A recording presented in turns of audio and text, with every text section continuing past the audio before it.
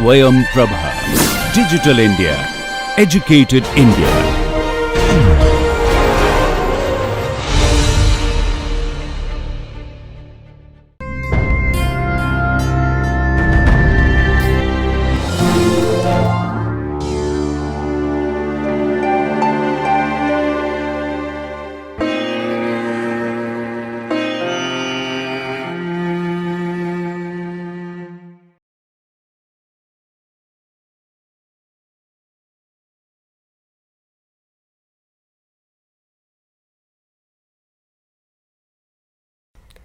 Hello, today we will be discussing about fracture healing, and we come across many patients who have a fall or get involved in a road traffic accident and then have a fracture.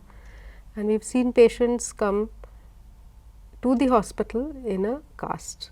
Now, casts, if you remember, are kept for a very long time. So, the time period can go anywhere between 4 to 6 weeks, and there are a lot of factors which affect the way a bone heals.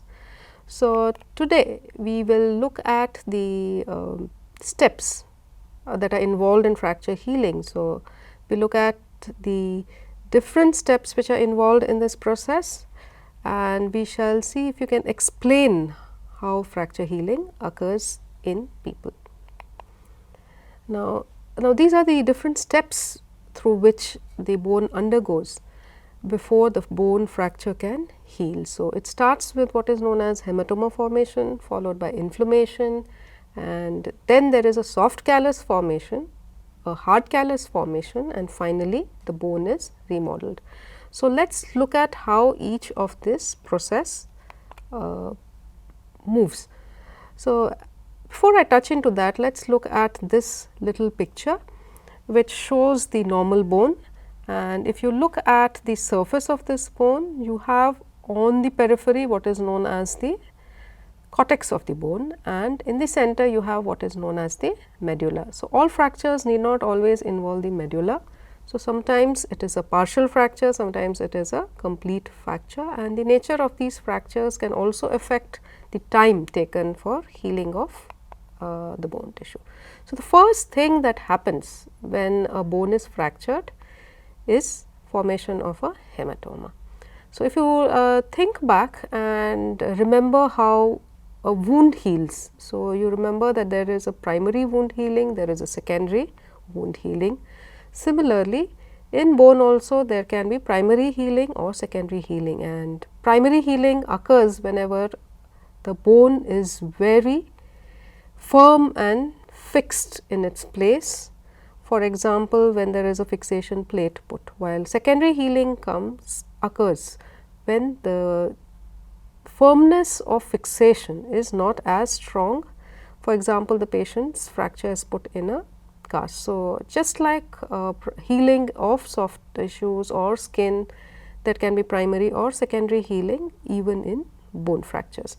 Now, whatever is the type of healing that occurs, the first stage is a formation of hematoma, and as we all know that a hematoma is nothing but a fibrin meshwork in which the red cells and the white blood cells and platelets are caught. So, the first stage in fracture healing would be formation of hematoma. Now, this hematoma formation is followed by what is known as a phase of inflammation.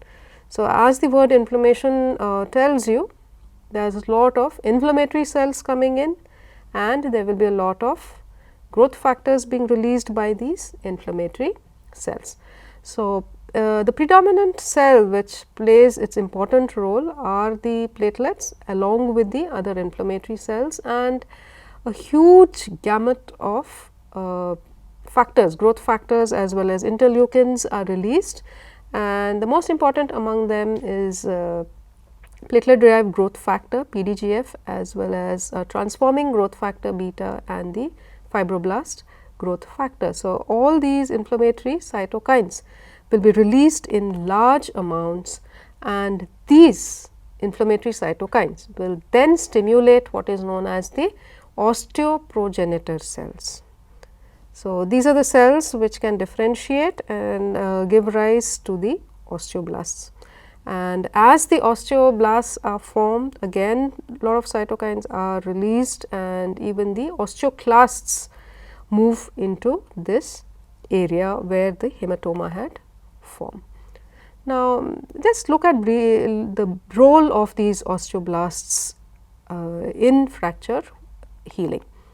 Now, the osteoblasts are located on the surface of the bone.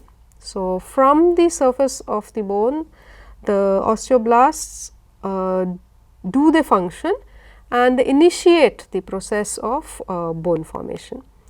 Now, these osteoblasts, they have a lot of receptors on their surface and they help in release of lot of growth factors, as well as they interact with the extracellular matrix proteins.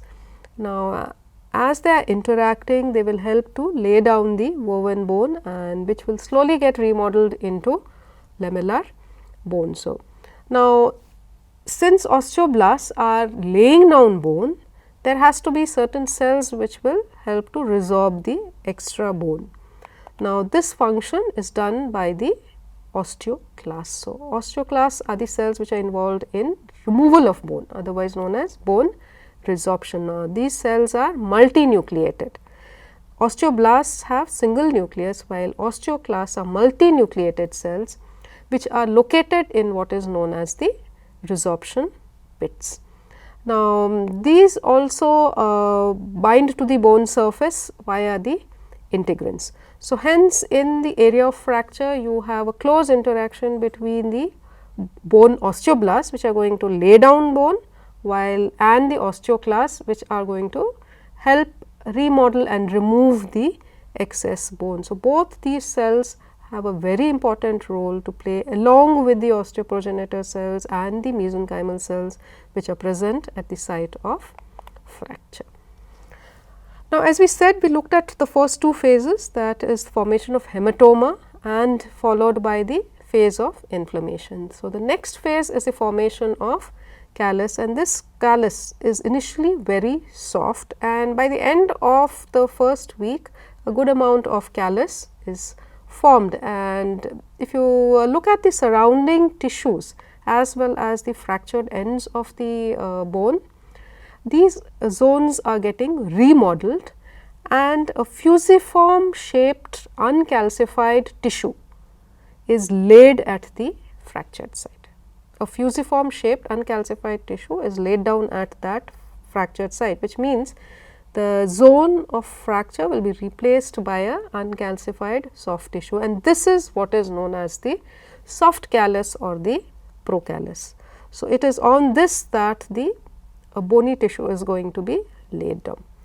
So, what is the work of this procallus? It provides a kind of anchorage for holding the broken ends together, but remember that it provides no rigidity. It has no strength as yet, and that is why if you see patients who are having casts, in the initial few weeks they are not allowed to bear weight, because the callus at this point is very soft. So, soft callus cannot take any weight.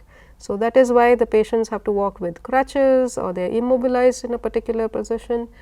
So, this is the phase when there is a soft callus formation, which is totally having no strength. So, absolutely no strength.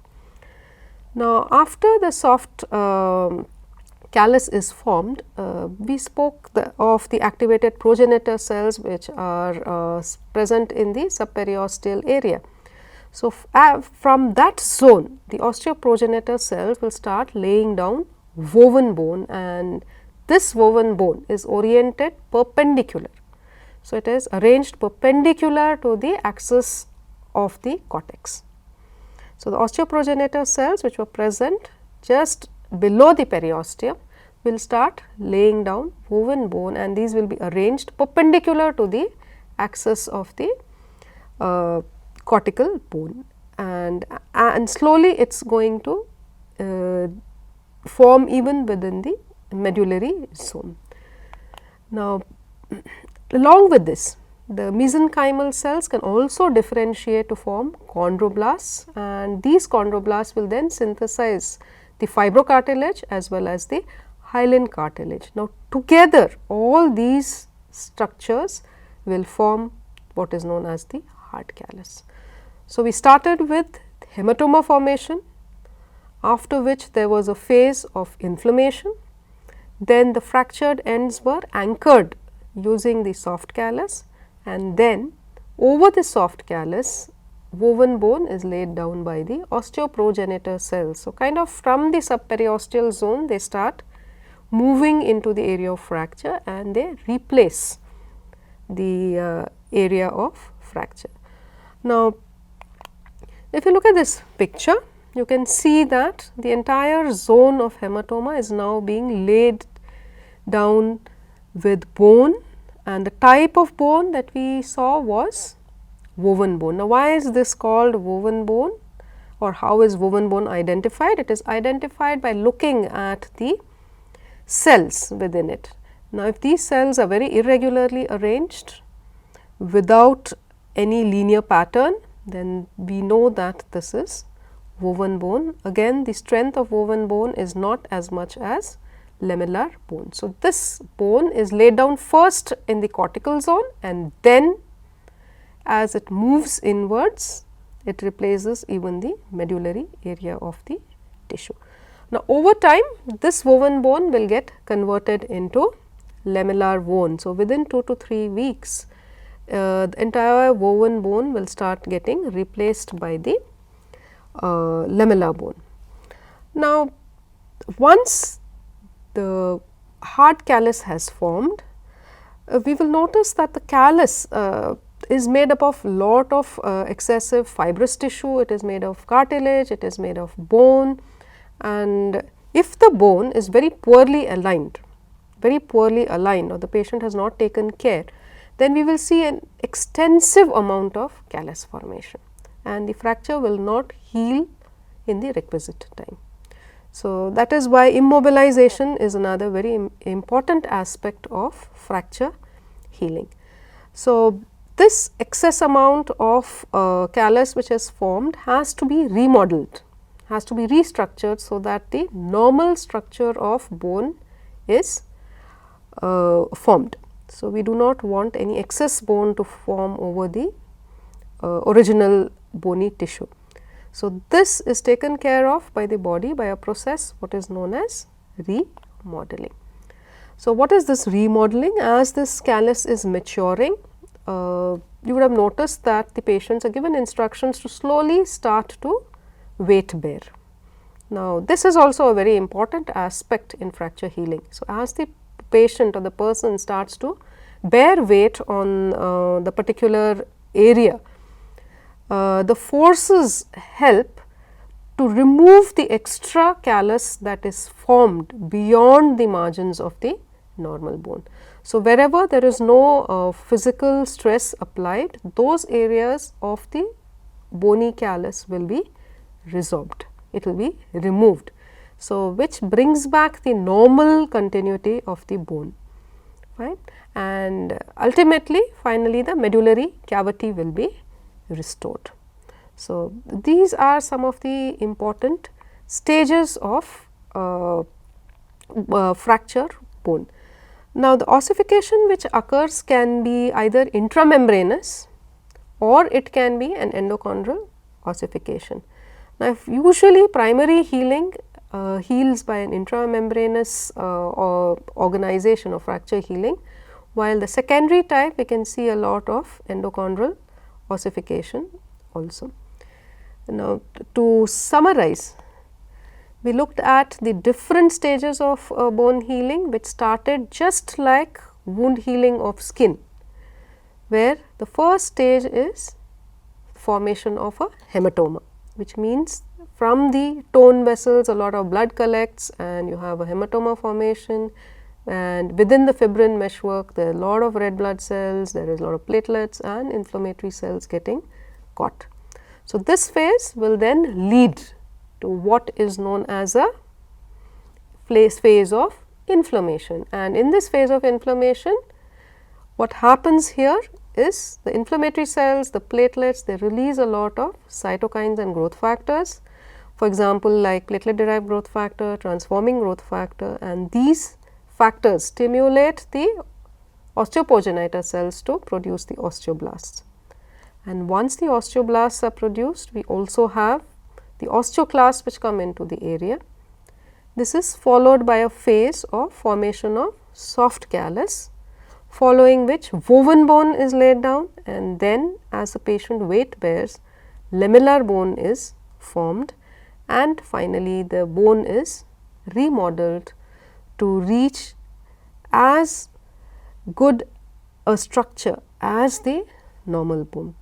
Now, complete remodeling may take months or even years, but usually the entire process of fracture healing is over by about 6 weeks.